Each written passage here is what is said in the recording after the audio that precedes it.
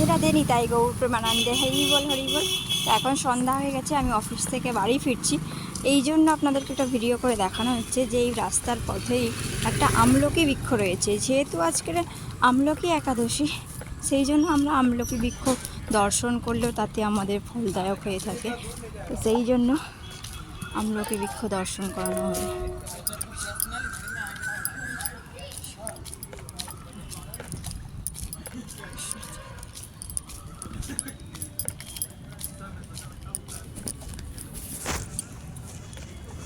এই হলো আমলকি বৃক্ষ। আমলকি বৃক্ষ ছোট ছোট ফুল ফুটেছে, তেঁতুল গাছের মতনই দেখতে।